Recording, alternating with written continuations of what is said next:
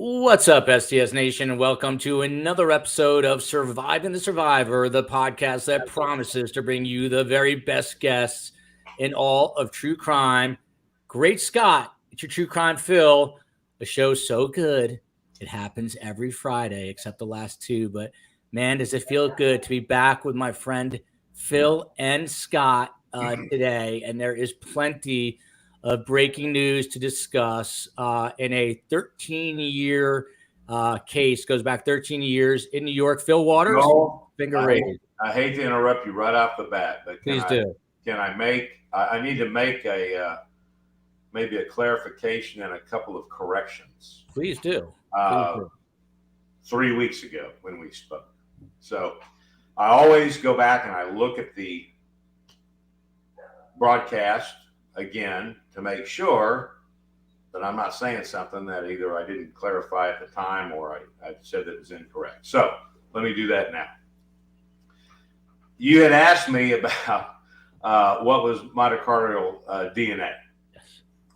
chondrial DNA, and I didn't really answer the question. I just started talking about it, but didn't say what it was. So, and we were talking about hair fibers and trace evidence and that kind of thing. And I talked about DNA can be found in the root of a hair, and mitochondrial DNA. Number one, it is the DNA. It's different from nuclear DNA in the fact that it is attributed to the mother. To the mother. That's it. And the mitochondrial DNA can be found in the shaft of the hair. So that was in response to the hair fibers being found in the Long Island serial killer case. And they found, I think, not only his hair, but they found his wife's hair. So that's to answer what mitochondrial DNA is. It is DNA that's attributed to the mother. The second thing is in the discussion we were talking about serial killers in general, and the Tate LaBianca murders came up. And I stated that Sharon Tate's baby had been cut from the womb, and that was incorrect. There were some media outlets that reported that having to occurred, and I guess that just imprinted on my brain at the time I was making the comment, but that was not correct. So I went back, I wanted to make sure, I went back and I looked at the crime scene photos again, and I read the autopsy report again. So Sharon Tate did have a total of 18 edged weapon wounds on her. 16 of them were stab wounds or puncture wounds. 2 of them were incisor wounds, slashing wounds. She did have 1 puncture wound, stab wound in her abdomen. So I just wanted to make sure that I corrected that.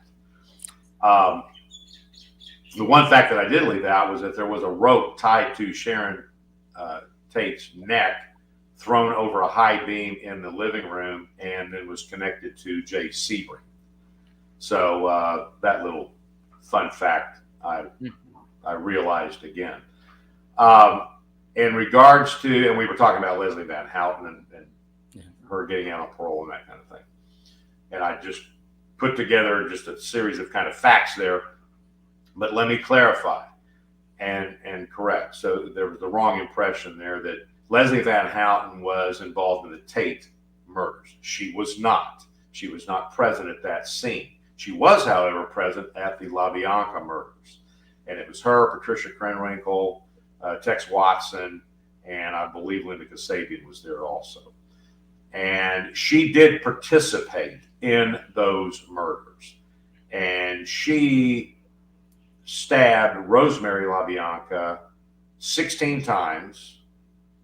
And then there was some, I can't remember if it may have been Lino that was,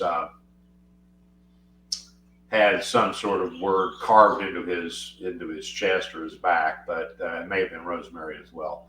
But I talked about the fork that had been left in the stomach, and that was actually in the stomach of Lino LaBianca, and it was placed there by Patricia Krenwinkel.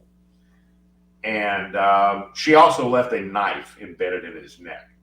So, and then they took their blood and they wrote pig and all sorts of stuff on the walls and so forth and so on. But, and I believe Rosemary was stabbed a total of 42 times. Leslie Van Houten contributed 16 of those stab wounds to her. And her excuse was, I guess, was that she was already dead when she stabbed her, so therefore she should be given some sort of special consideration. And the long end of that was that Leslie Van Houten, as many of those defendants, were assessed the death penalty. And then I believe it was the California Supreme Court called the death penalty in California unconstitutional. All those sentences were commuted to life with the possibility of parole, which was the law at the time. And Charlie Manson came up for parole repeatedly. They didn't let him out, but they've chosen to let Van Houten out, which I think is a mistake, and so forth and so on. So everybody knows my opinion about that. But I wanted to make those corrections and clarify those points. I always try to do that. I want to be correct about what we're saying here. There are a few things to glean from that. Number one, Fil Waters is a student of history. Number two, he's a man of character who corrects himself. He's meticulous, and I always put myself, for some reason, whenever Phil gets into this mode, I think of myself as his son, bringing up mitochondrial DNA. Like, imagine being Phil's son, and you're running off to school, and you say, "Hey, Dad, what is mitochondrial DNA?" Everyone forgets about it. You forget about it. And 3 weeks later, you're at the dinner table, and Dad Phil says, "Son, you asked me about mitochondrial DNA 3 weeks ago," and then he tells you all about it 3 weeks later. It would be terrifying to be Phil's son, but also a beautiful thing. So that's what I get out of that. And you just got a history lesson in Charlie Manson here and all that went on as we get ready to talk about Rex Heuermann. A great segue today. By the way, you can find us at Facebook, Instagram, Twitter. We are at Podcast STS. On Instagram, I just Insta'd out our entire trip that I just went on. A lot of photos, a beautiful trip. I mentioned it earlier today. We did a 10:30 breaking news show. Good old Carmela became a great grandmother today. Not my doing, but my sister's daughter's doing. So she is now officially a great grandmother. And I'm not letting her retire. So if you want to help her out, you can support us at Patreon or YouTube. The merch store is open. And without further ado, the victims here, Fil Waters and Scott Duffy. Rex Heuermann is facing 3 counts of murder for the deaths of 3 women, specifically Amber Lynn Costello, 27, Melissa Barthelemy, 24, Megan Waterman, 22. He's also the prime suspect in the 4th killing of Maureen Brainerd Barnes, and there's some news on that we're going to get to. Collectively, they are known as the Gilgo 4. Dom's mom chiming in. Hi, STS family. Joel and Scott from beautiful Washington State. Looking forward to the show, gentlemen. Ketchup is here. Ketchup, I thought you were going on a trip, I read. You are coming to us from the Great Smoky Mountains of Tennessee. Ketchup is always out and about in cool places. I want to be Ketchup when I grow up. And then we've got Sally Vella here. So there was a big press conference today, Scott Duffy. There is so much to cover here, and it's such a quickly changing investigation. But basically, they came out, investigators, the DA, I should say, for Suffolk County, and you see him there, Ray Tierney, and they ID'd Jane Doe number 7. She was a 34-year-old Manhattan sex worker who went missing on Valentine's Day 27 years ago. 27 years ago, Valentine's Day, 1996. Her name is Karen Vergata. They used DNA to identify her. How significant, Scott Duffy, is this for this case? Now, it is important to note that no new charges were brought against Rex Heuermann, but do you think that they are building yet more evidence and more cases to be brought? Yeah, this is tremendous. You're talking about, I believe, 1996. She goes missing, and then to go all these years without a name. That's very tough on law enforcement. Law enforcement takes that personally. Nobody likes a John Doe or a Jane Doe. They want a name with the victim. So this is tremendous. This is very big for, of course, the family, but and then of course for Karen. Unknown caller to be identified. Is that But Night Ride? That's Magnum PI. Yes, it is. I love when Phil gets caught. What happened to the bozo alert, Phil? Well, I didn't. That wasn't a text message. That was a phone call. Oh. So I forgot. So let me correct that. Scott Duffy, continue on, please. Phil will try not to. Sorry, Scott. I apologize. So yeah, this is just a win-win for everybody. Oh my gosh! And to start this, you know, so in the Gilgo murders, right? Of course, you have law enforcement that is going to be very careful on what they say publicly. You have more than 4 bodies, right? You have other victims that the public will naturally assume are all connected, and very strong likelihood, but you know, it is going to be the evidence, it is going to be the investigation, putting together each and every victim through the victimology and history, etc., and to go painstakingly to tie this, right? They're not looking to put it on the suspect. They're looking to have these solved. And if 3, possibly 4, right, are going to be attached to Rex, there's strong likelihood that the other victims are going to be tied some way, shape, or form. It's not a definite, but it is. That's law enforcement. That's investigation. Very slow, very painstaking, but they want to get this right. And so kudos to them for identifying yet another victim who's been nameless up until today. So I think that was CrimeCon calling Phil, telling him not to wear flip-flops this year on the stage. Is that what it was? No. It was I wouldn't have answered it anyway. It was a unknown number, and I never answer those. So well, I'm glad to hear that. So Phil, again, there is a mountain of evidence that investigators say they found, but there's also a mountain of stuff to talk about. One of the things that warmed my heart on a very dark day is investigators knew this information for close to a year. They weren't able to release it until today. So according to Catch LIS, Long Island serial killer on Twitter, who has been following this case from the beginning, Karen Vergata, this woman they ID today, Jane Doe number 7, her father passed away just in December of this past year, 2022. But he was told by authorities that they had ID'd her by then. The family just wasn't able to talk about it.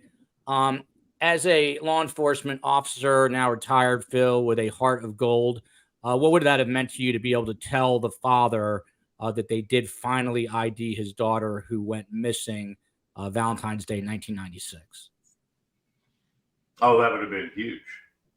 I'm a father. I have 2 daughters. To convey that information over that wound, that hurt that's been over that span of time, and being able to share that with that father, that would have been a very poignant and special moment.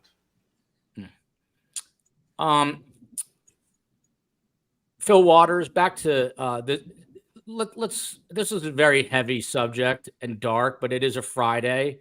Did a show already today. Told these guys, and I'm grateful for my trip, but it was a trip, not a vacation. I need about 7 weeks off now after all that. So we'll take a lot of questions today and just have some fun. But Carolyn here says, and Phil, I'm wondering, because this is very curious to me, these bodies were wrapped in burlap. Maybe that's why he changed his MO and started wrapping the whole body in burlap, keeping it intact. As a veteran investigator, would you be curious about this burlap? seems out there a little bit different than, you don't hear about burlap being used often. Is that something that would raise your antenna at all? Well, of course it would. I mean, because these serial killers, they all have their own unique traits about how they're doing what they're doing and what condition they leave bodies in and how they leave them and where they leave them and so forth and so on. So those types of pieces of evidence start bringing the affirmative links into the connection with the possibility that we have a serial killer. So you've got one that's wrapped in burlap. Okay, that's a weird thing. I mean, you hear about people getting, and I've had them where they wrap them up in a rug, or they wrap them up in carpet and take them somewhere else and bury them, that kind of thing. So I don't think the fact that he's using some sort of a wrap is. In fact, I had one scene where they wrapped the guy in Visqueen and like saran wrap. And but what do you use burlap for holding potatoes? What else is burlap used for? Well, burlap bags is what I'm familiar with. It's a tough material, and you can put all manner of things into those bags, and your burlap is gonna make it through the consequences of whatever you're putting in those things. It's a tough, resilient material that was used. When I think about burlap bags, I think about miners throwing burlap bags over mules, that kind of thing. So I think, now I don't know. I mean, the weirdness, I don't know how preserved the bodies were being wrapped in burlap. If it caused them to decompose in the way a body would normally decompose, or if it put them in more of a mummified state. I mean, I just don't know. But whatever his attraction was to using burlap is going to be one of those things that ends up undoing him in terms of the prosecution. So you have a pattern. So when you have one, you've got kind of a weird little piece of evidence here. When you have two, you might go, well, okay, that's interesting that we've got a second one. When you got three, that's starting to show a pattern of behavior. So this is what apparently he decided to get off into, and I guess he will only know the answer as to why he decided to use burlap. By the way, Tuesday night, it reminded me, speaking of patterns and behaviors, six women were found dead, not went missing, but found dead in the Portland area.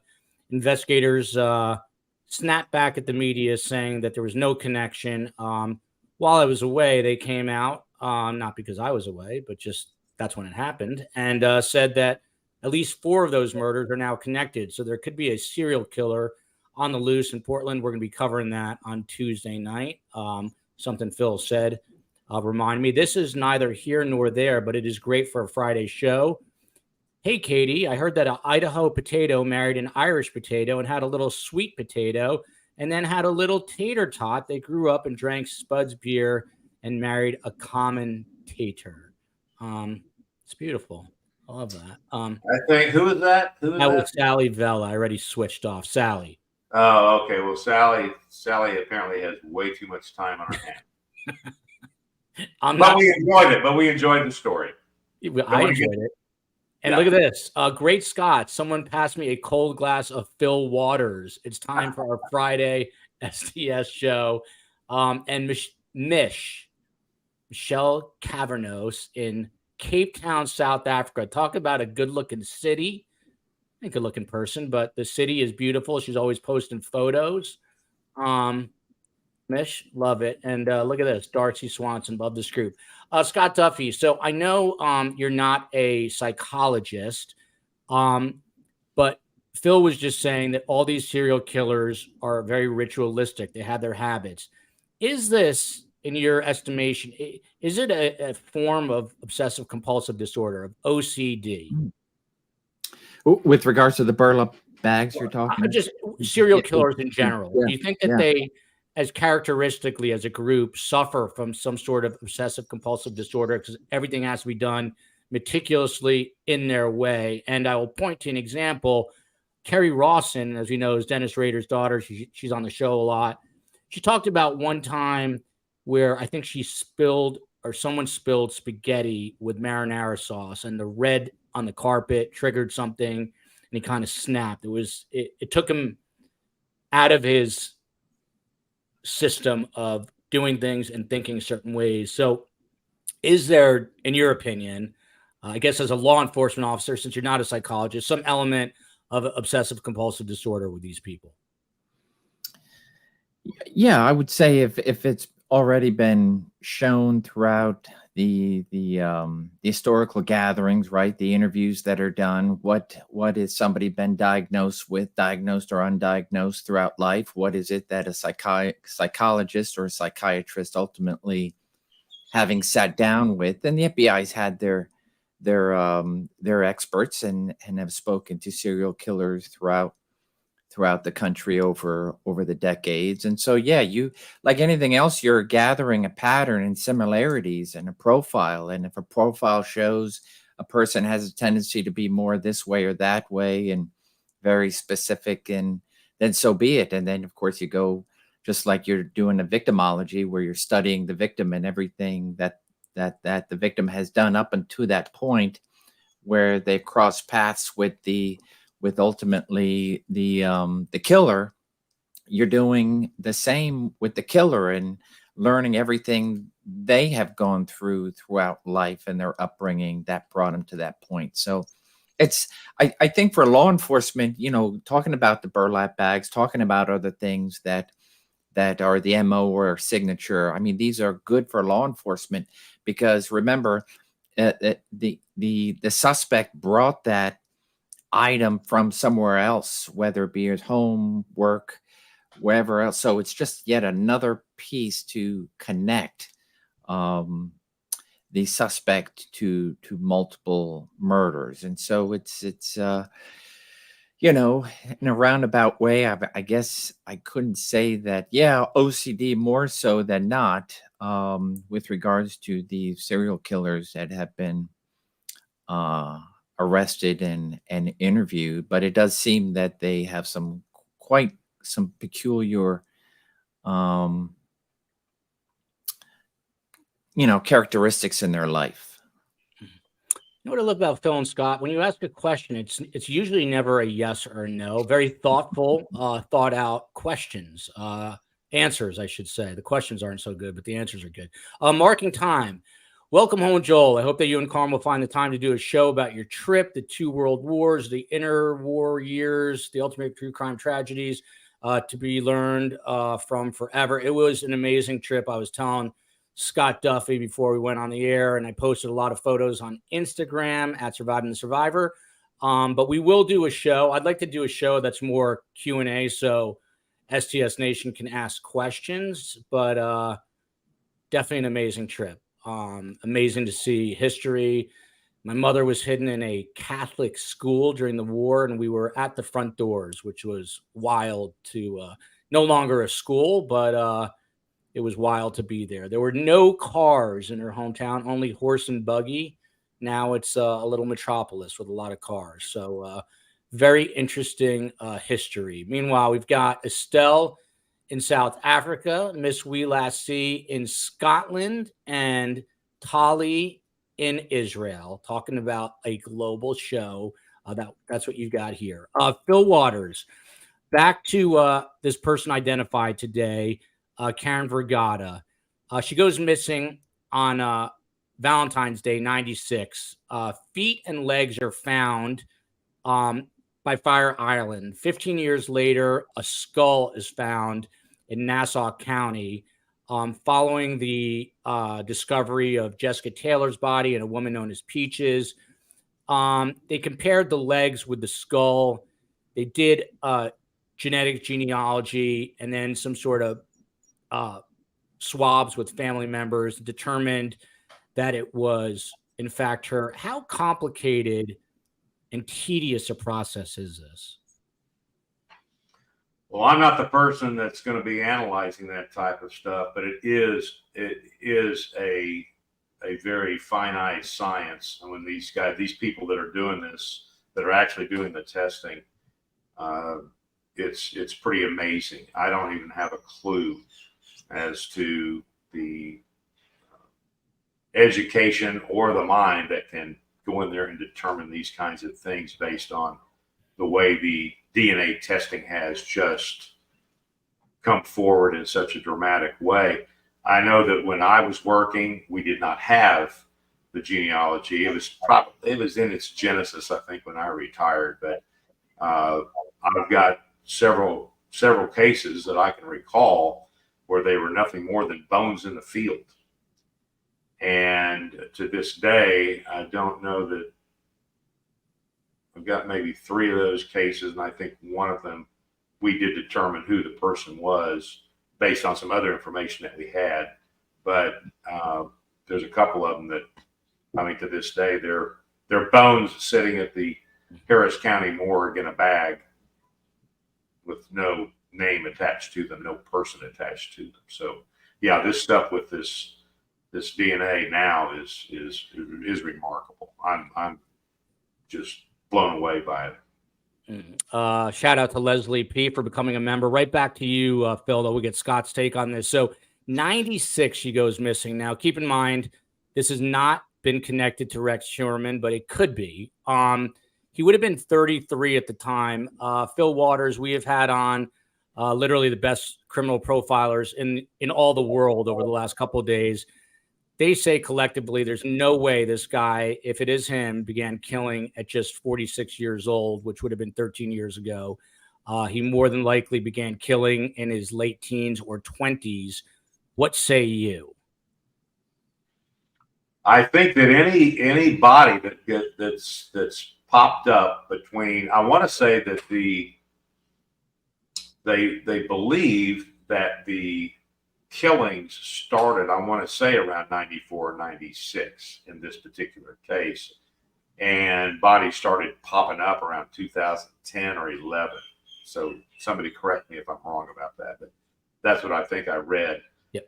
And I would have to believe that any body that is popping up or that they had at the time from that time frame of recovery is going to be looked at as being tied to this guy, to this evildoer. So I'm, and for all you critics out there, this alleged evildoer. So I would just say that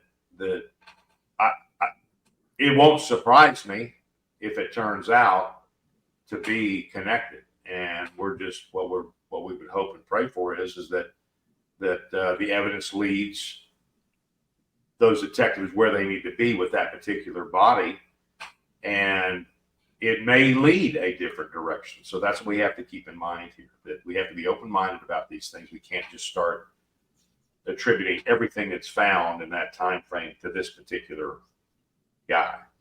And so that's where it's critical in any investigation that evidence leads the detectives where they need to be. They don't take it some direction they might want it to go. Very important delineation there. Scott Duffy, 11 sets of human remains. It's weird because every time I read it, it's one of 2 ways. It's more than 10 sets of human remains or 11. So it's strange how it is worded. But again, we had these profilers on across the board. They say they don't believe in coincidence and believe it would not be surprising to find that all 11 sets are the doing of this alleged evildoer. Do you think that is possible? And do you think if he is the killer, that he started killing at a much younger age than 46? Yeah, I would support those opinions based upon a couple of different things. So, having looked at and seen the layout of Gilgo Beach, the way you have between different stages of decomposition and human remains being found, we're not talking about your typical highway that has a lot of access to many different transient populations, and so thereby you may have some disconnected, just it's in that regard, yes, I can easily see that law enforcement, they're not going to come out and say anything, but of course they now that you have suspect number one has been identified, now you have a point of reference and you can put it on the board and just start to make the connections, like they did with the three victims and moving forward. And so it's going to be a domino effect and continue to find that piece of evidence that that's going to connect all of them, right? And then if you have one that's not the evidence based, it won't be charged. So, and with regards to serial killers having been interviewed over the years, how many have given additional bodies that haven't been found by law enforcement? There can be some bravado, so absolutely making things up, but no doubt there are individuals or victims that are put on a serial killer, though not necessarily charged as such.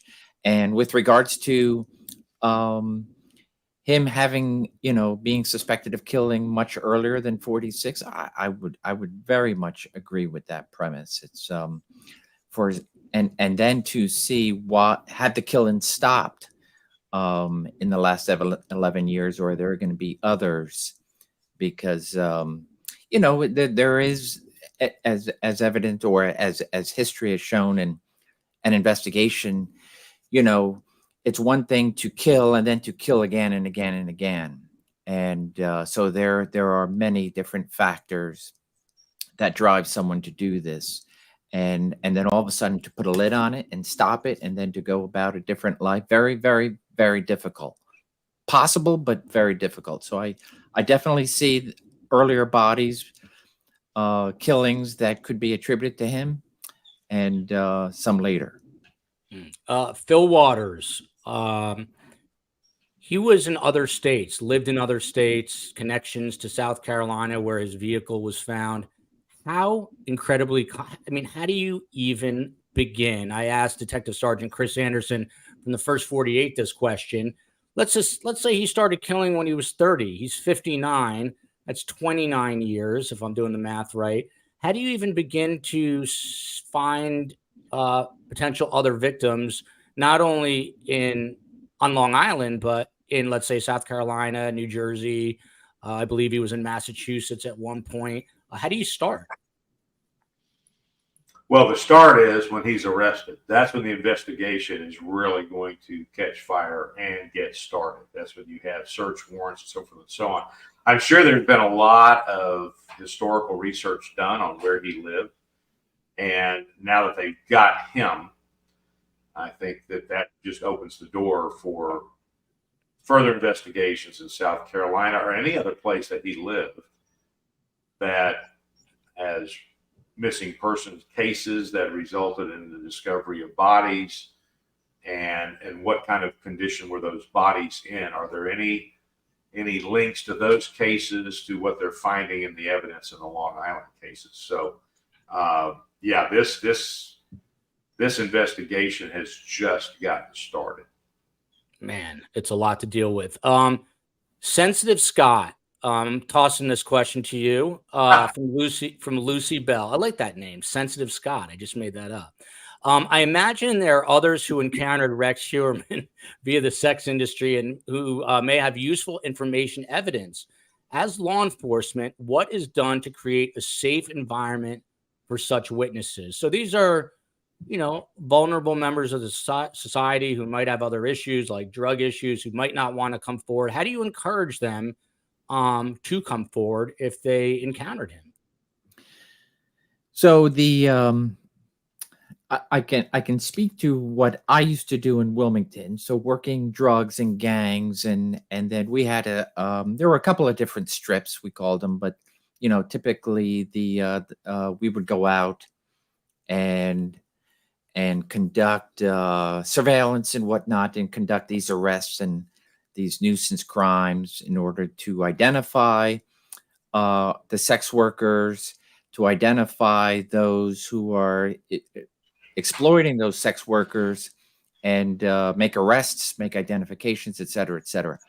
So in that, we had taken quite a few of the sex workers back to our department, and working them with a couple of different agencies along the strip: state police, county police, city police, and of course the FBI. And ultimately, our goal was not to just make an arrest and be done with it, but to get information. And we would especially be able to, you would basically say, hey, we're not here to mess with you. We're not here to arrest you. You can say, hey, I wish things were different and you had chosen a different path in life. This is a very dangerous life for you, but there's information to be gotten. There are lots of people. We would talk to them about anything from who's out there and who's committing assaults, who's whatever. And so you gather these pieces of information, you put it into a file, and it's there to build a case on something. So I would imagine there are many instances like this in the areas that, especially since we have an identified suspect, Rex, he goes everywhere he's been, that you'll be able to look into old files, not only talking to witnesses now and trying to find who might have had some contact, but go to old files, informational files that may have some really interesting pieces of information that, hey, this guy, he was big, he was this or that, he had a car, maybe a car tag, a description or something,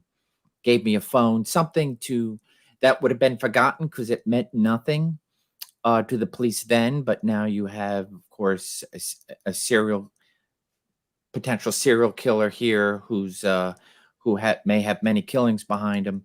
And so thereby start looking at all these files that have been documented. And there's probably a lot of research going through these old police reports and see if they can make a connection that way. It's already there on paper, and now just try to see if you can uncover it and make it stick. Hey, Mona says, always love the Duffy Com discourse commentary. Tali in Israel, Phil, your Surviving My Biggest Case was amazing. I did a series called Surviving My Biggest Case, and both Scott Duffy and Fil Waters participated, and you can check that those out under the video tabs. And I know Phil's going to get excited for this here. Abby, ta ha ha ha ha. It feels really good to be here. Hiya, Dad. Phil, that's your what? That is funny because Abby, I was just thinking about you. I was thinking you haven't been here in a while, so that's great that you are back. That's awesome, and hope you're doing well. And you got moved in. I think you went to Nebraska or something off the wall. So hope you got moved in and everything is calmed down now. And now you're back. And I want to say something about the previous comment about the biggest case video. I just want to express my gratitude to those folks that made so many kind and encouraging comments about that podcast, that broadcast. I was really touched by some of the comments. So I just want to tell them how much I appreciate that, and given the circumstances of that case, that I appreciate it in behalf of the Contreras family as well. Marking Time says, I love Phil's attention to accuracy and willingness to make corrections. Those qualities are in short supply all around these days, and not for the better. I have to agree. I am not T-Pain says, I like when Phil is not careful with words. I like unfiltered waters. How about that? And then I've never been accused of having any filters, so there you go. Kel B says, hey, all, thank you, Joel and guys. Phil, love your honesty. I'm tuning in all the way from Dover, Florida. I'm not sure where Dover, Florida is, but can't be too far from, I guess it could be far from Miami. Tiff Knox says, Duffy could totally be a therapist. I would feel better just after hearing his mellifluous tones. Love the word mellifluous. Biggest mistake on my part to not ask about this right off the bat. Is Nugget back as well? I hope. Nugget could care less about this podcast. Little Nugget is on her pillow on the sofa. I asleep. Should have asked about Nugget right off the bat. Fil Waters, there's no one better in all the world, I would say, in the entire world at obtaining confessions than America's most respected detective, Fil Waters. And across the board, once again, to cite these other law enforcement officials and profilers, they say that they do not believe, from what they've seen so far, that Rex Heuermann is the kind of guy to confess. Could you get him to confess? Will he ever confess? Well, those are some multiple questions there. Number one, I will say this. I would walk into the room with him, as I did with every interview that I did, confident that I will get a confession. Mm-hmm. And you would not change, there would be no change to your approach with this guy? No. I would have to determine what kind of an approach in terms of strategy, but in terms of the way I approach each individual, it's going to be always with dignity and respect, to treat them that way, and to remember the three things we all have in common to achieve that, and to show the proper empathy. And we got to remember here that what we're trying to get to is the truth. It's always a journey for the truth.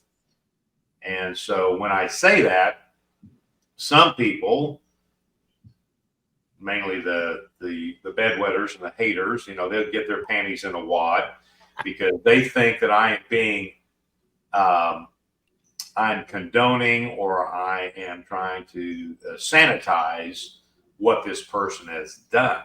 And they don't understand what the goal is. The goal is to get to the truth about what they have done to somebody else or other persons. So I would just tell you that nothing would be different here. Just because he's a high-profile serial killer doesn't change my approach one iota, except to understand him, do my research, get prepared for who I'm going to go talk to. Because I'm not going to talk to this type of a suspect in the same way that I would be talking to a gangbanger. So that would be the only differentiation. There would be preparation for this particular interview. And by the way, and to answer your last question, do I think he will confess? There may be a point in time where a lot of these serial killers do. In fact, I'm sure there's one out there, but I can't think off the top of my head any of these high-profile serial killers that have not given full statements about who they killed, where they put them, and the circumstances under which they killed them. So you got to remember, these people are the classic narcissists, and they are going to, and most of them are highly intelligent people, and you've got to play on their egos. So at some point in time, you may find that this guy, assuming that we have a successful prosecution, that he is going to divulge what he did, when he started, how he did it, how he picked his targets, and so forth and so on. So there's always that possibility that, and especially with serial killers, that they'll come forward and finally, when it's of no benefit to them, or it's not going to harm them in any way, to tell the whole deal, tell the whole story. Catherine Regier in Maui, Phil. Love following your trip on Instagram. Is it too late to add some of the beautiful pictures you took? Carm's friend who she hid with. I will post some more photos. Scott Duffy, since I became a news guy, because I wasn't tough enough to be a law enforcement officer, I live vicariously through you guys. So listen, there's new video out there that I think was just released today.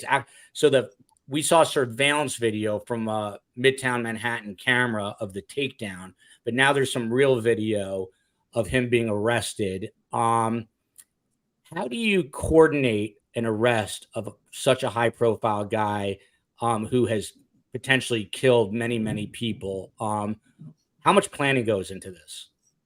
A lot of planning.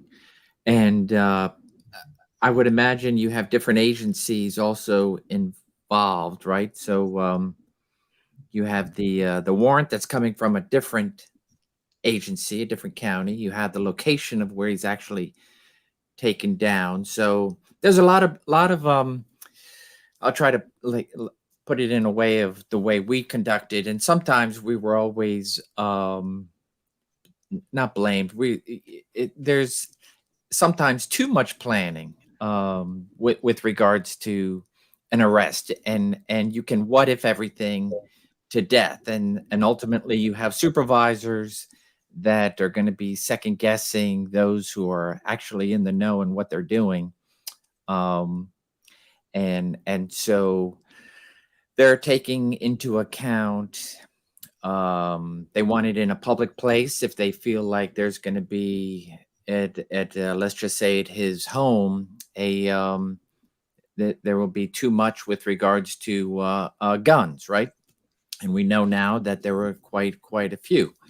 It's you don't want necessarily a car stop, though we've done ruse car stops where somebody just thinks they're being pulled over for a simple traffic violation, and then of course turns out to a full-blown felony car stop. So there are all these factors that go in place.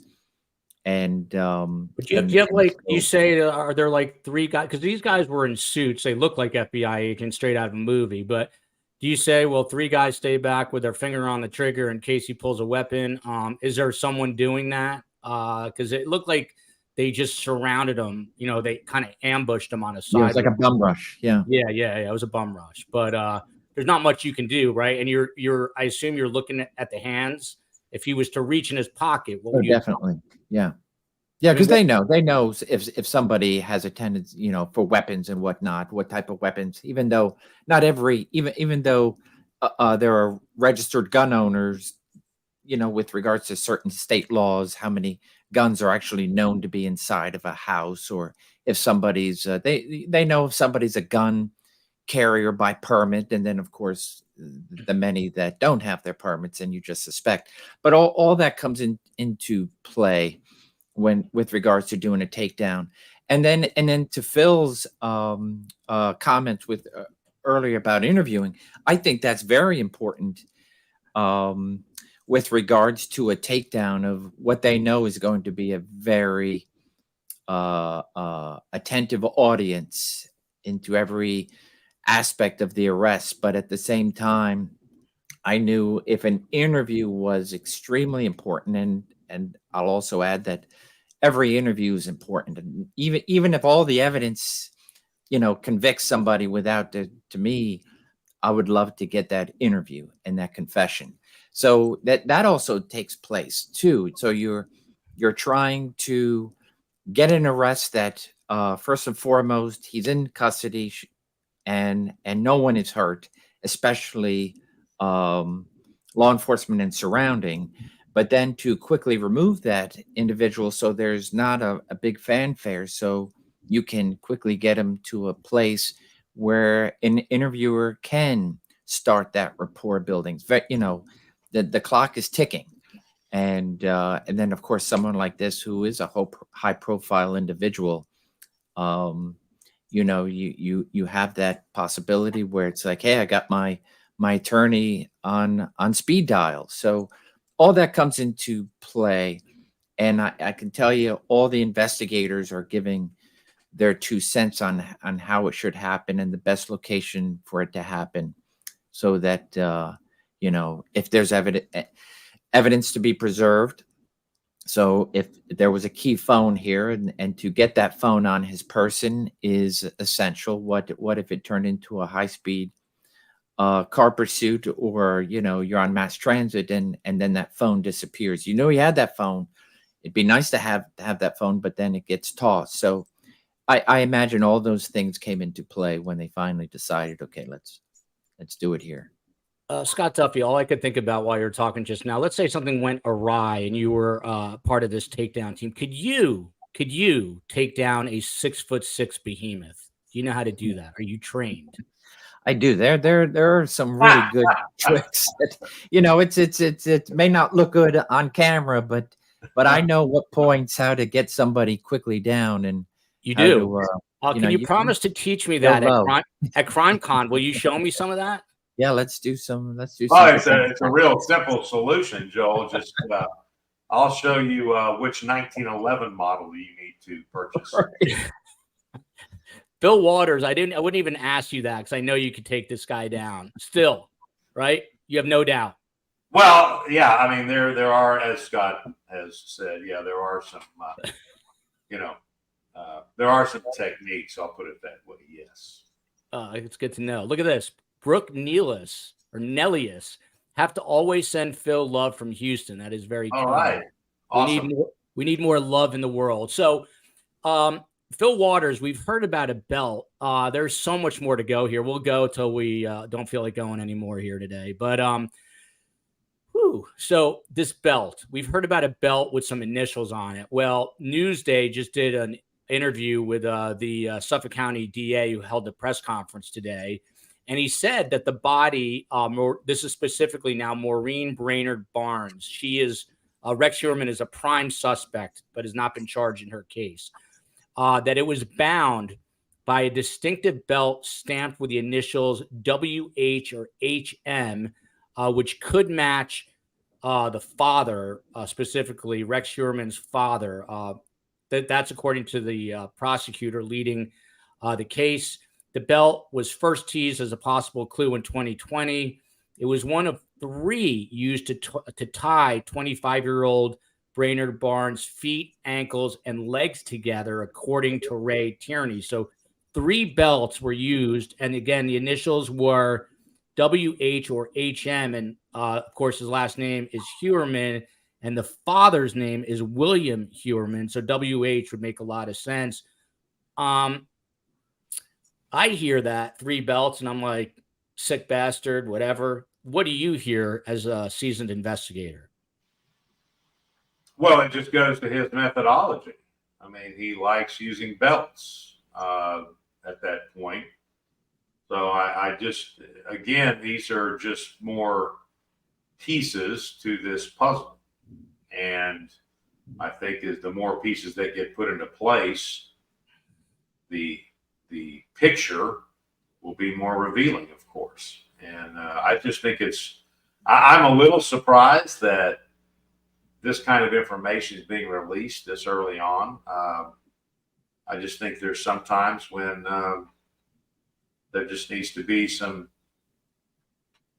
a level of integrity in the investigation that needs to be maintained, and you don't need to be running out there throwing everything out to the general public and the press. I mean, I just don't. I've never understood that.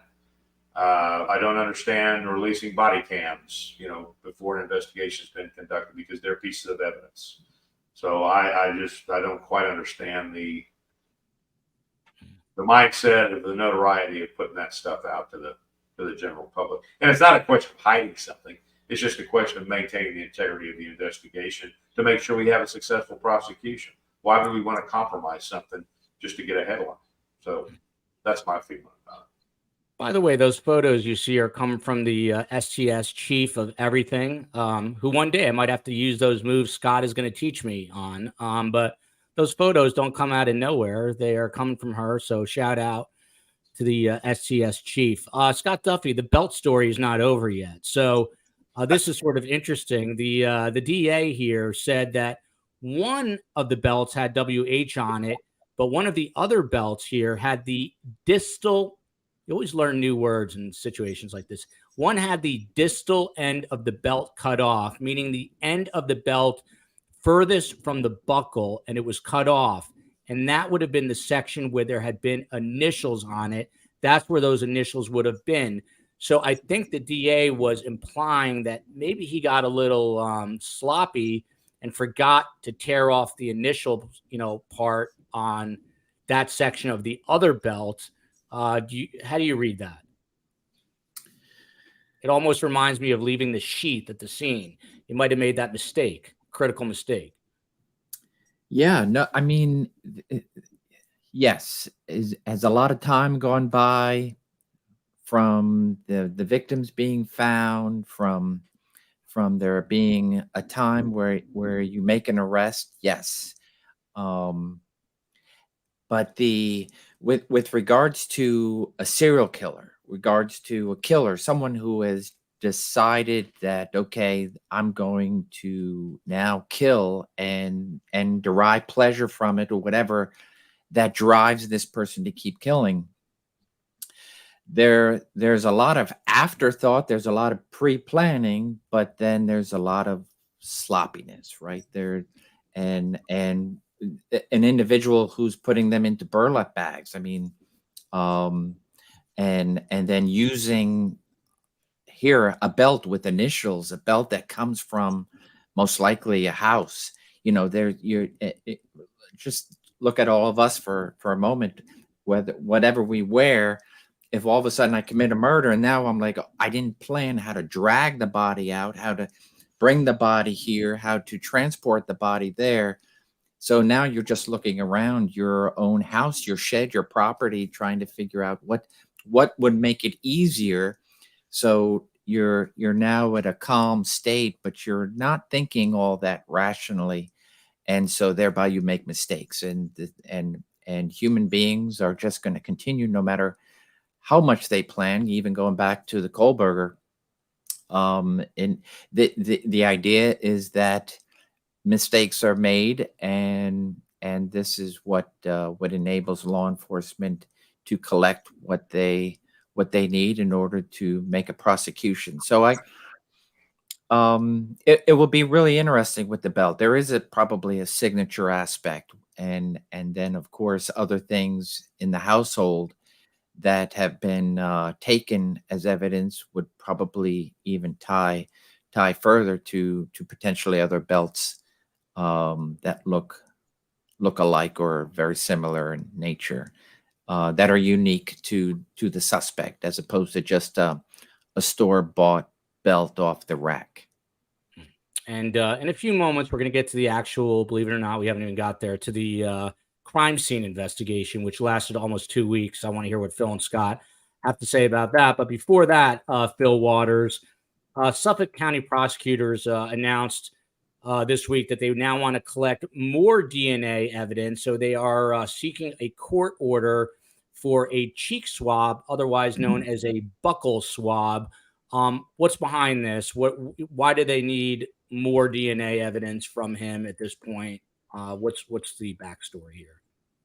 Well, they're just reaffirming what they have already found in the results of the DNA analysis, and this is common. There's nothing strange about this. I've done the same thing when you have a suspect who is not cooperating. I've taken many buccal swabs by just simply having them sign a consent to search for the buccal swab, and I let them do the swabbing. I put the gloves on and all that good stuff, but I hand them the Q-tip, the swab itself, and I have them do the swab, and I have them place it into the box. So I don't have any contact with that swab going into the box. And so this is nothing unusual. I mean, I've got search warrants when I have uncooperating suspects who say they're not going to give it to me. And I say, that's fine. And I just go get my search warrant, as they've done here. And you go get the buccal swab, and it's a one and done. Phil, you just brought up another question for me. Let's say they get this court-ordered buccal swab signed off on, and they go to Rex Heuermann, who's 6 feet tall in every direction, and he says, I'm not giving you the swab, and he shuts his mouth down. What do you do? They'll get the swab. They'll get it. That's all I'm going to say. They'll get the swab. Okay. God, I would love to be in the room for that. I would really love to be in the room for that. can see I live vicariously. Look at Peggy Rorden's cute little dog. Phil, would your former PD, police department, get the bones tested for DNA just so they have it in the database? Might be a match in the database. The direct answer to that is no, because the bodies and the bones do not belong to the Houston Police Department. They belong to the Harris County Medical Examiner's Office. So the medical examiner, they are the ones when they have unidentified people. Because one of the first things that the medical examiner does prior to an autopsy, prior to a body being brought in, is they verify who that person was. Who does this body belong to? And if they're not able to accomplish that by virtue of fingerprints and so forth and so on, then there will be, especially now with the advancement of DNA, I've seen where Harris County has identified some heretofore unknown bodies that they had in the morgue. So if they get around, and I don't know what the frequency is with which they go through unidentifieds and submit those DNA profiles for possible identification. I don't know what those numbers are, but that is the responsibility of the Harris County Medical Examiner's Office. Sensitive Scott Duffy. It's like, by the way, where's Ski Hat Sarah? It just reminded me. I'm a man of alliteration. So prosecutors came out. I'm curious to get your take on this. They already have a DNA link to Rex Heuermann from a hair found on the body of 22-year-old murder victim Megan Waterman. They say, as Phil just alluded to, they're looking for more evidence. But Detective Sergeant Chris Anderson made an interesting point that I didn't completely follow, but I'm sure STS Nation did. He said to be careful with a single hair because there's always a possibility that the hair was transferred. He talked about a specific case of his where a murder was pinned on an 18-year-old. It turned out he didn't commit the crime because of his single hair. But how important, in your opinion, is this single hair that they already have? Well, it's important, and it will be something that gets tied into other pieces of evidence. And so in and of itself, it's there. He's correct in the sense of it's transferred. Is it something that came from, Rex, the suspect who's either committing the homicide, transporting the body, or whatever point of the crime, cleaning up the crime, that all of a sudden something from the body, in this case, a hair, then gets transferred over to the body. So that's a logical conclusion, but it is not the only one. And so thereby other pieces of evidence. It's one thing after another. And so, yes, if that's the only thing they had, sure, of course it can be contested, and you can show other cases to impeach a witness and not make it so damning as it once was. But I agree that, and I'm a little surprised it took this long, that a search warrant for DNA was obtained this much later, as opposed to as we have done in the past. We would, if we're going to do an arrest, we would also do a simultaneous search warrant so we can get the DNA immediately and get that started with its proper processing and testing. But there are all different reasons as to why law enforcement waits or has their own time pattern with regards to these things. Maybe they wanted a second bite at the apple. Maybe he would have volunteered something, but yeah, it's important, but it is not the only piece. And I would imagine that there's, as I've heard others say, a trove of evidence and the hair is just yet another piece of the puzzle. And look at this, a first time for this, I believe. Bogota, Colombia, FTR. Welcome to the show. All over the world, people are tuning in. I love it. Question here: did Rex cut up his victims? As far as we know, I have not heard that confirmed in any way. But we did have Fil Waters. We had Cheryl Mack McCollum, who is an active crime scene investigator within Atlanta, along with Detective Sergeant Chris Anderson, who's now a chief at a university. She said that they literally pulled out every resource imaginable for this investigation at the home in Massapequa Park. It lasted, they were in that house for close to 2 weeks. Have you ever heard of something remotely? Look at that. Look at the chief of everything on the button with these graphics here. Have you ever, what was the longest that you spent process? I know you don't process it, CSI does, but what's the longest you spent at a crime scene, Phil?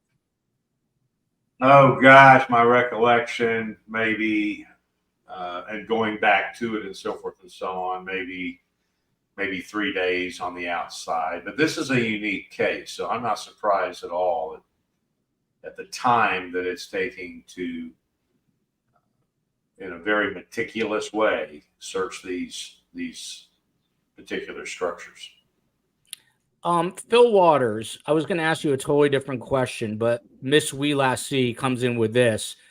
If Rex is connected to the other bodies, he probably changed his MO because he was getting older, less fit, easier, faster to wrap and burlap and dispose of way faster. You chuckled there. What do you make of that comment? Oh, it's possible. I mean, anything until we get to the point where maybe he is telling us why he did what he did and how he did it, and if he changed up things and so forth and so on.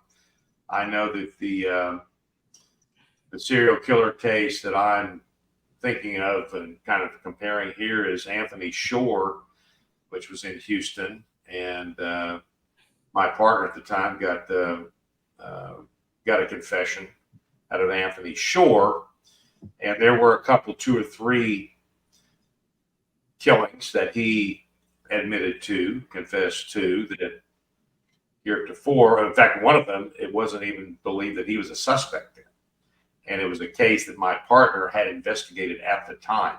So I think Anthony Shore's ego, it was one of those like, hey, and let me tell you about this one, because he knew that he had investigated, he'd stayed up with it. So these guys changing what they're doing. I mean, look at all of them. They had a process by which they went through, but if they had to make little tweaks to protect themselves from discovery or just make it easier to carry out the act, it would not surprise me in the least if that's what may have occurred in this. Fil Waters, in your storied career, which spanned, I think, 33 years, how many serial killer cases did you have? I only had, off the top of my head, that I was involved in, probably 3, maybe 3. Yeah, it's rare. It's rare. Yeah. And this is a guy who investigated over 400 homicides. Scott Duffy, this is a delicate question here because there's a lot going on with the wife, Asa Ellerip. But the question is, how in the world could the wife not know anything with all that in the home? And that leads back to this CSI work done at the home. They did say investigators revealed that a massive amount of evidence was recovered.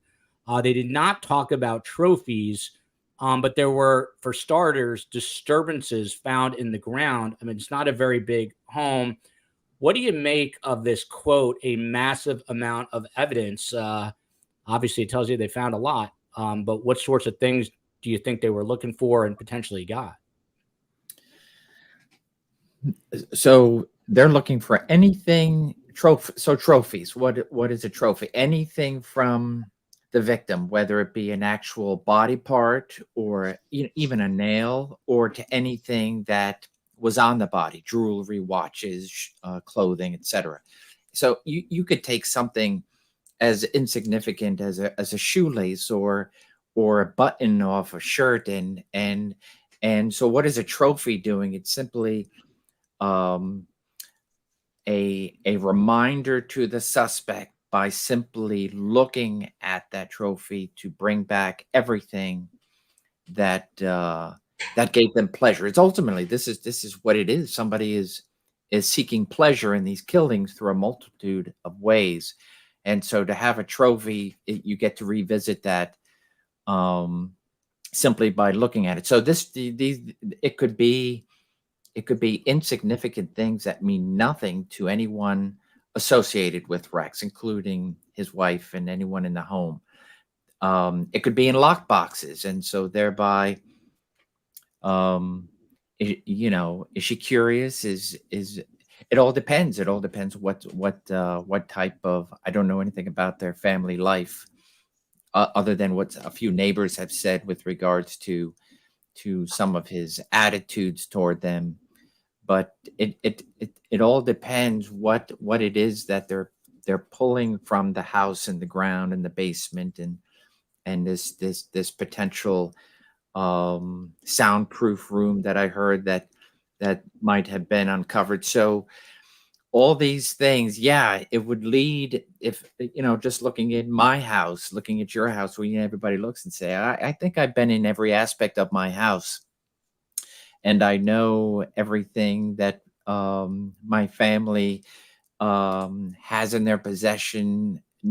So is there something on his dresser or in a closet or this or that where she's looked and hmm, you know, possible, but I think there's plenty of history to show that a loving person always wants to believe in the best and never expect the worst, and so thereby you just keep making excuses for what you think you've seen, and give no regard to it. So it will be, it is sad. It's for the relatives, for the family, and what they have to see and hear, and have that house totally in disarray. That house, I can't imagine, like anything else, I can't imagine them going to that house, other than returning and getting some things, and to find that as a place that they're going to reside in the future. It'd be very tough for me to imagine that. And Kerry Rawson talked about that, and how in some cases the county will pay, buy the house so they can just demolish it and be done with it. We'll see what happens. Phil, once again, I had a totally different question I'm going to still ask you, but this one came up and it's a good one. Rex Heuermann is known to be very close to his brother, who also has violent tendencies. He tried to whack someone with a blunt instrument in South Carolina. If Rex Heuermann is a killer, do you think it would be likely that he would confide in someone like his brother? The other day, someone asked if he could have been an accomplice, but this is a little bit different. Do you think he ever would have spilled the beans to brother Heuermann? Always that possibility. This is when you're doing what I always refer to as psychological autopsies on these individuals, and trying to find out who in their lives do they trust. I think it's interesting that the truck, the Avalanche, ends up with the brother in South Carolina, I think. And so you're going to be talking to the brother from a whole lot of different perspectives to determine whether or not he was someone that his brother would confide in, or might have, as you talked about, might have been a co-conspirator, may have participated in these activities. And there may be bodies buried around the house in South Carolina. So now, Phil, if you were the lead investigator on this specific case, and the brother, as you just said, lives in South Carolina, would you say to your chief, I need to go to South Carolina to interview this guy? I don't want anyone down in South Carolina doing it. I want to do it. Oh, absolutely. You would? Absolutely. And why is that? Outside of being a control freak. Well, it's not. Look, if I'm responsible, if I'm the lead investigator in this thing, I don't want somebody filling in for me when they don't have any particular emotional connection to the case. And so I've in every case that I've had where I needed to travel, I've always gone there myself or my partner. So we were always very selfish in terms of who gets the first crack. As Scott's already talked about, the certain bites you get at the apple. And in my experience, you're only going to get one bite at that interview apple. And so, yeah, I want to be that person. I figured that would be the answer, and it is. Miss We Last See, coming to us from the UK. Scott Duffy, this is interesting. Logistically, could the Gilgo 4 have been taken there by a boat at night? Appreciate the road is quieter at night, but still a chance of a car passing. As an investigator, I assume that's something you have to look at as well, right?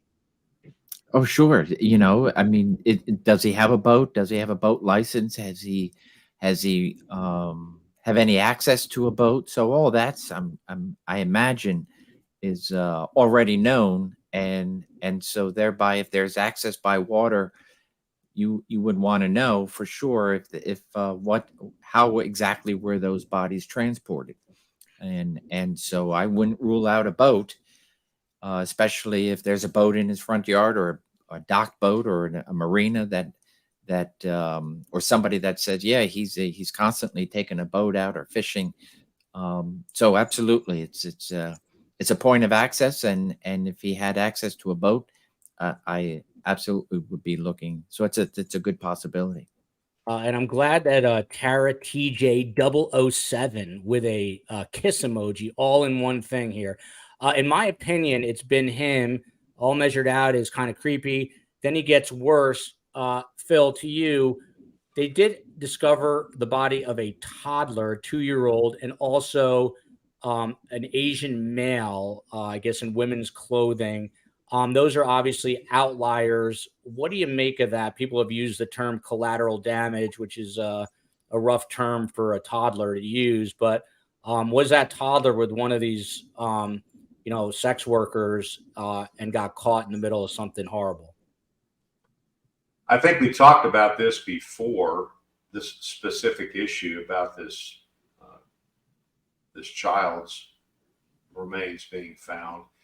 And I think at the time, my response was that the possibility here is that he set up an appointment with this gal, and unfortunately, who knows why, but she may have brought the child with her, and he's got to not going to leave any witnesses, and there you go. So we have this loss of this child's life and caught up in this entire monstrosity of this serial killer. So, I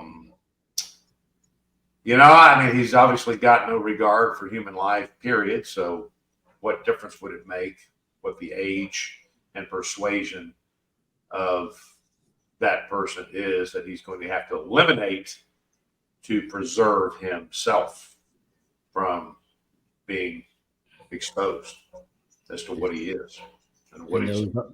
Yeah, and these are the faces of the victims we are looking at. Of course, the Asian male, that's a composite sketch. Devoted to Mariah. Mariah, that's quite a devotion. But Scott Duffy, I love Scott's voice. It's so easy to listen to. I bet he's a decent singer too. Are you, Scott Duffy? No, I wish I was. You don't serenade your wife in the evening? Not if she was going to stay with me. No, I wouldn't. So Scott Duffy, this is kind of crazy. They say they found no human remains in the house, but they did find a vault in the basement that was large enough to walk into. And there's reports of a mattress, although the DA would not confirm nor deny, which you usually take as a yes, about the mattress. Most people don't have a vault in their basement. That's kind of eerie. It's scary. I know this is speculative, but do you think there's a chance he was killing in that home? Because we know the wife was from Iceland, but she was away for weeks on end. Is it possible that he was murdering in that very home we're looking at? I believe that's what the police are absolutely spending so much time in that home with that assumption, and I would imagine they have have a little bit more than just assumptions that he might have taken one or more victims to his house. And at the same time, this is not going back to some of the details that have come out there, the burner phones and him having connections and multiple rendezvous and visits with at least one of the victims were, it's very possible, as opposed to someone who has aspired to and committed to killing a vulnerable population, that is sex workers, prostitutes, and killing them wherever they are for whatever reason, rage or whatnot inside, and then leaving them or taking them a very short distance away. Here it seems like there's this connection with at least one, definitely more of the victims, with the burner phone and giving a phone and having. So it will be very interesting to see how this all plays out. And so thereby, because I don't think this person is someone who's just gone out and acted on an urge and then separated himself up, dumping the body somewhere. It seems like if there's a established connection relationship, it wouldn't be a far reach to believe that one or more of those victims have made it into his house. So that it'd be interesting to see what of any of the victims that have been found, if they can, especially in that room that was described to me, or what I have seen as a potential soundproof room. It's nobody has a soundproof room unless it's a panic room, and you're looking to escape through either a tornado or an intruder. If and this is where a good interview with the wife comes. Hey, did you know about this room? And was this a panic room or room to escape the weather? If all that is in the negative, then obviously far more nefarious thoughts of what that room was for. Fil Waters, I'm going to ask you an open-ended question. What's your hunch about the safe and the room and the mattress and all that? Yeah, did you about him murdering in that home? Oh, I think there's a possibility, certainly. There's certain things in that room that would lend a detective to go, I wonder what went on down here. The safe issue, I've read, I think, where he had 200 some odd firearms. I'm assuming that's where he put his safe. That was a gun safe. There are a lot of people that have gun safes. So, and I was asked this question about the number of firearms and so forth and so on. And I believe it was 297, I believe. Was it almost 300, really? Almost 300, I believe. So I'm a person who has guns, and I'm probably not the right person to ask that question. But having said that, I don't see where the number of guns he has, to me, that's conflating the discussion. The fact that he's got 200 some odd guns is, unless one of those weapons was used, that they can link it to that specific weapon. But the fact that he's got a bunch of guns, really, to me, is neither here nor there. I've got friends of mine that are gun collectors that have that kind of number of guns. I don't have anywhere near that. I have several. But again, it makes for good press. It makes for good stuff to say. But until this thing gets closed in terms of the investigation and we get moving forward to a prosecution to see, does that safe with all the guns have any meaning in the overall participation in the serial killings? And the mattress is more important in terms of my evaluation of that than the gun safe ever will be, because that's what we're talking about, the possibility of these women being brought to that home and doing whatever he does to them and then killing them and then removing him from it. So, but yeah, as Scott's already alluded to, that room is going to be important. There's no telling what kind of DNA evidence, trace evidence is going to be gleaned from that room.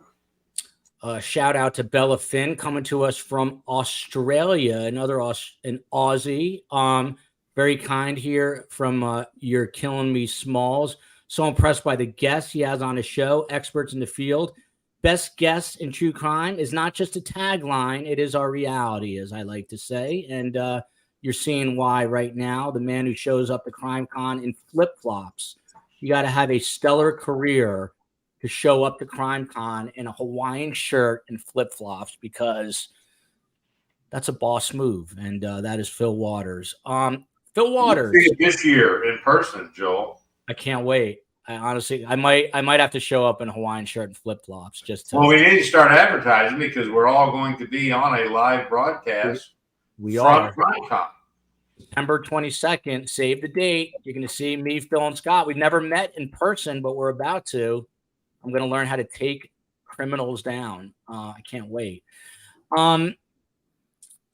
Fil Waters, you talk about psychological autopsies. A couple more things, and then we'll wind this up. It's the end of the week. TGIF, as they say. A former escort, Fil Waters, was interviewed. Her name is Nicole Brash. She's 34 years old. She had an encounter with Rex Heuermann, and she said that he, quote unquote, got off on talking about the victims. He spouted information about some cases that were not widely known. She spoke to the Daily News about this. Here's the direct quote. When he spoke about the murders, it was almost like he was visualizing it in his head and getting off to what he was saying. What do you make of this, Phil? Well, number one, I guess she's getting her 15 minutes of fame. I don't know that, but what she's saying is true. If he's, as we've talked about repeatedly with these guys, that they live in that moment. And if they have something that they can share with someone else and relive the moment, they're going to do it because it gets them excited. It gets that blood pumping again. So this is an activity that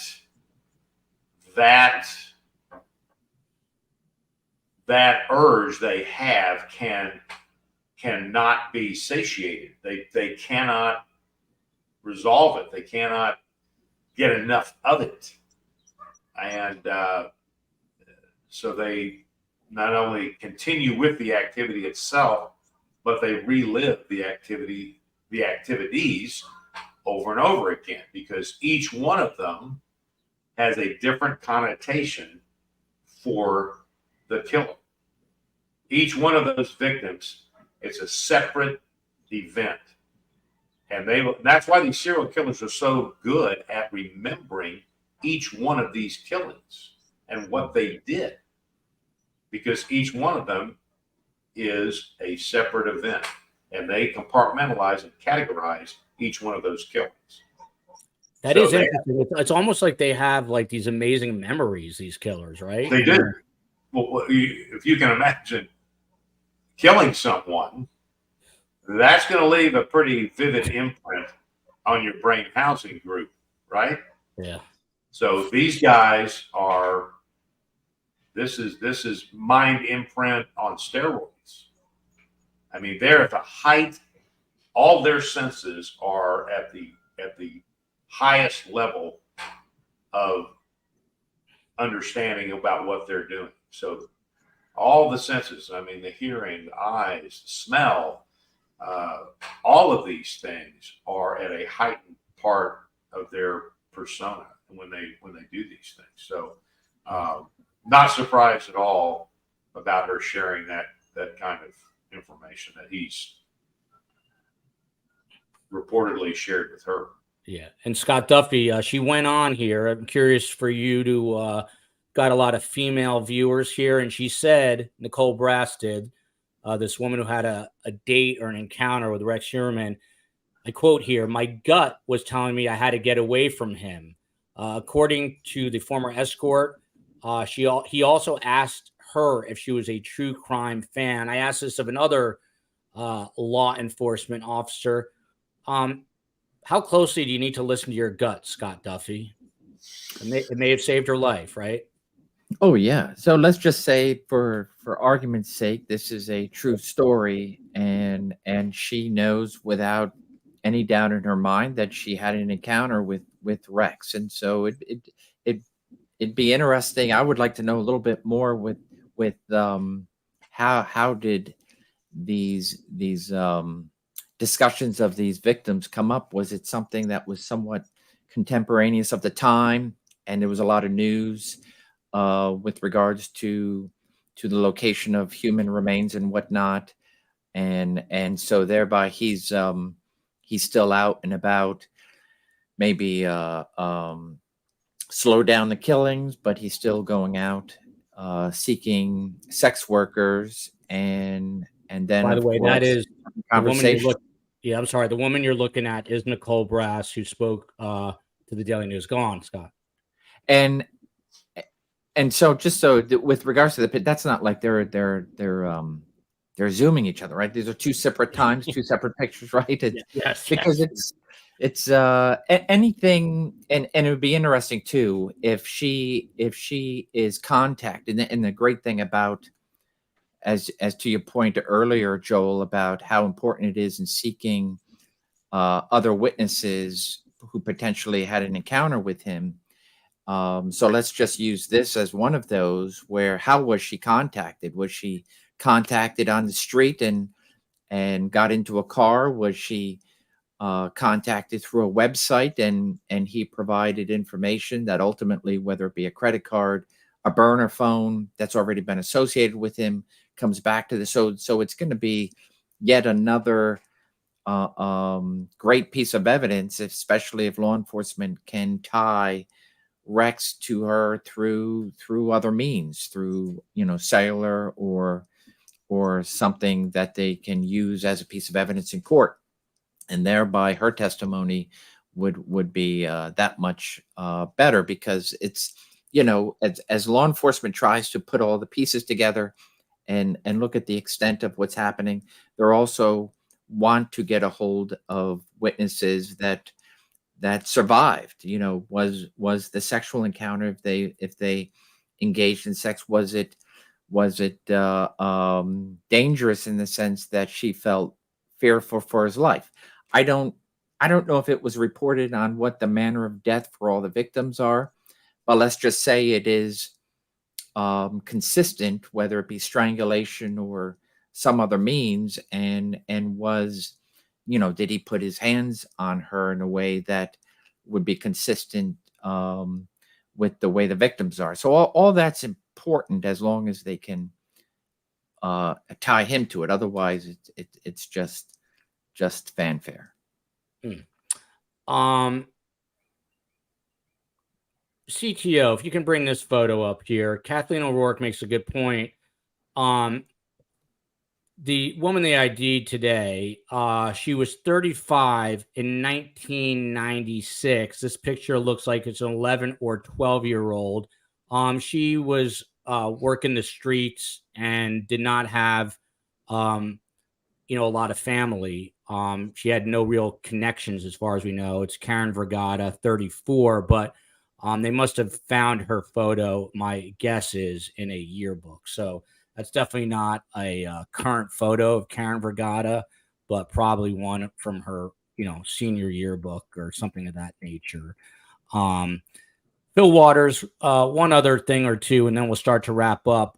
Atlantic City Police, he lived in South Jersey, and there was a very similar set of murders where there was a dumping ground. But authorities already came out and said that there's no connection. But you said the investigation just began when he was arrested. And now we see in Portland, they said there was no connection. And now 4 of the murders are connected.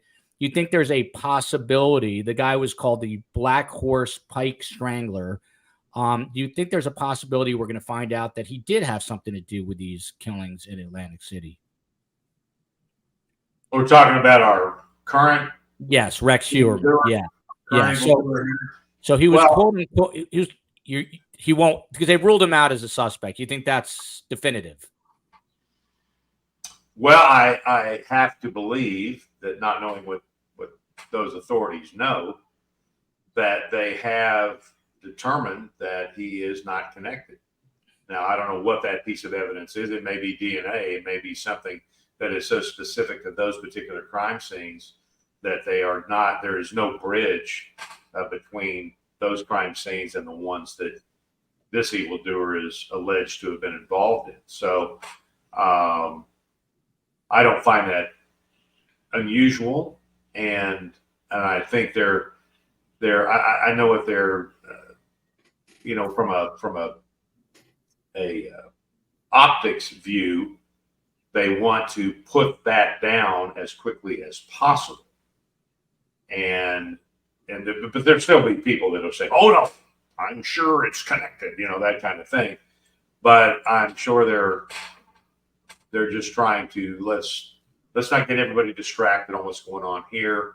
The Portland killing. So now every serial killer that develops across the nation, they're going to be popping up. And I'm assuming, Scott, the FBI still has VICAP going, right? Yeah. So the VICAP program was to connect all of these different types of crimes and into a national database that the FBI developed, and to see, so that you can go to VICAP and you can feed that information into it, and if there are related or similar type crimes and that are found within that system, they'll pop up, and then you have to go from there. I mean, it's not an end all. That just shows that there are things that are connected, and then the investigation pursues those particular clues. So, I mean, I just got to believe that this. Why would they, if it was connected, why would they not just say we have some evidence that it is? So, Tina says, in my opinion, he absolutely killed them in the house. What you need in a torture murder is privacy and time. Hotels have cameras in the halls. He made them come to him. Their phones ping near the home. That comment just gave me the chills. I'm actually watching a show on Netflix right now, which I'm about to promote, called Marcella. It's a British show about a homicide detective, and there's a couple of torture. The whole show is basically about capturing sadistic killers. So that's just reminded me of that show. It's a great show, by the way. She won multiple Emmys, but I digress. From marking time here, I do wonder if the vault might originally have been a Cold War home fallout shelter. Rex's parents, and Rex grew up in this very house, would have been the right age range from having one. The house was theirs and his. Just a thought. That is interesting. Sensitive Scott Duffy. We will end on this. You kind of brought it up. The family, Rex Heuermann's family. Obviously, we have these victims, and the families were in court. Some of them devastated. So our thoughts are with them first and foremost. But Asa Ellerip immediately filed for divorce. They have a son, 33. He is developmentally disabled, and a daughter, 26, and she spoke to a couple of news outlets and basically said she's blindsided. That was a quote. She's in complete shock, completely caught by surprise. The kids are crying themselves to sleep. The neighbors are talking. What must they be going through right now, Scott Duffy?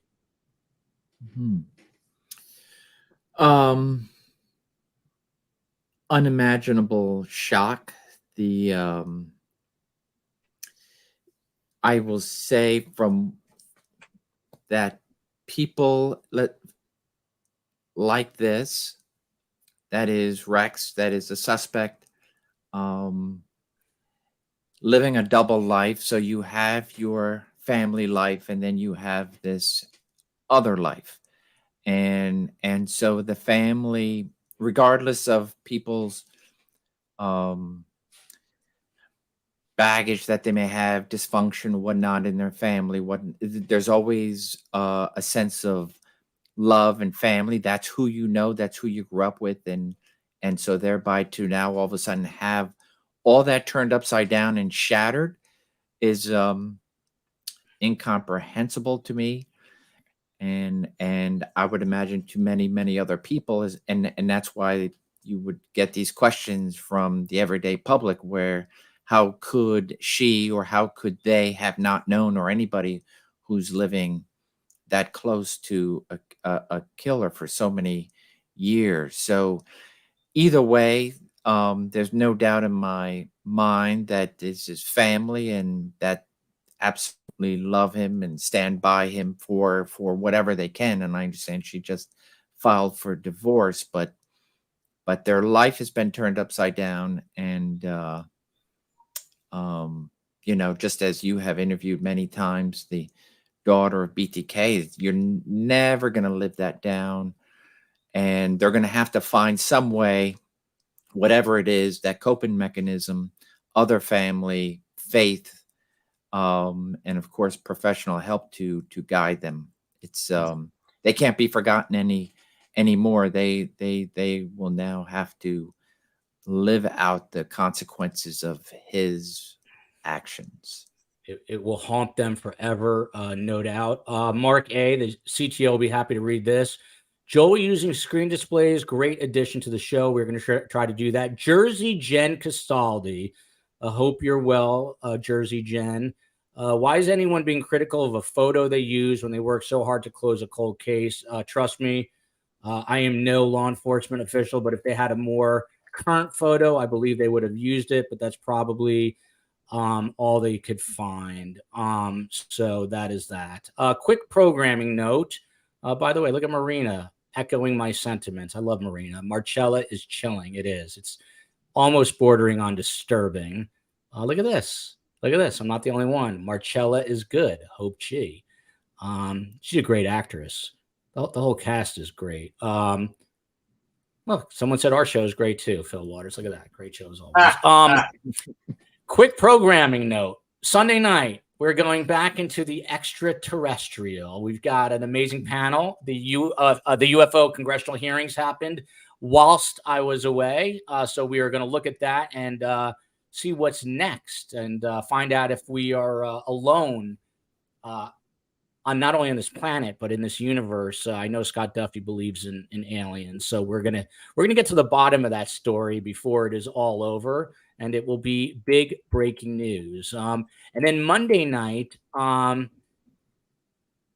Alicia Navarro, Fil Waters, she was 14 years old. She went missing from her home in Arizona and showed up in Montana. Basically went to authorities at 18 and is dating or with a 36-year-old man, which I don't think authorities can do anything about. And we're going to examine that case. It's a very unique, interesting case. A lot of psychological repercussions that we're going to delve into on Monday night. And then Tuesday night, we're going to look at the Portland potential serial killer. Look at this. Look at the CTO on top of everything. Alicia Navarro, Monday, 7 p.m. Let's go. By the way, the CTO, can I reveal her nickname? Am I allowed to? I think I have in the past, but she goes by Bugs because I can't help myself. I'm going to say it out here anyway at some point. So good job, Bugs. Tuesday night, that's a cute name for her. She's got big bug eyes, so her name is Bugs. We've reached the end of the show. Phil is pondering ever coming back here again. Did Nugget sleep through the entire thing, Phil? She's asleep. She has changed positions. Nugget, you want to come over here? Love Scott's voice. Come here, Nugget. Come here, Nugget. Come here. Look at this. Thank you to Betty Majors. Come on, walk a little bit today, Nugget. You're going to get a pulmonary embolism if you're sitting around too long. Get up and walk around, Nugget. Portland Murders, Tuesday. Come on. Come on. She had to stretch a little bit. She had to do downward dog. Look at this. And then Miranda. Here's Nugget. There's Nugget. There's Nugget. What's up, Nugget? She hates woke this up. She woke up and had to stretch a little bit. Yeah. She hates this Yeah, show. You're a good girl. You're a good girl. Every Friday she gets annoyed. She wants to be left alone. Fil Waters, I assume it is Bible study tonight, pizza tomorrow. You're almost as meticulous as a serial killer, Phil. I know your schedule. My wife calls it my OCD. Yeah. I like the word meticulous better. You don't like to, you're just a man of routine. Is that right? That's probably one way to put it, I guess. I'd like to consider it to be a man of planning, and I just execute the plan in a similar way every time. Let me ask you, like, if you went on a trip like I just did and you're gone for 3 weeks, would it drive you crazy because it would take you out of your routine, or would you plan the trip in a very you're the guy in the Hawaiian shirt with an itinerary in your hand. Are you that guy? I am that guy. Yes, because I plan all of when we traveled in Europe, we've done Europe 2 or 3 times, and UK. And does your itinerary say 8 p.m.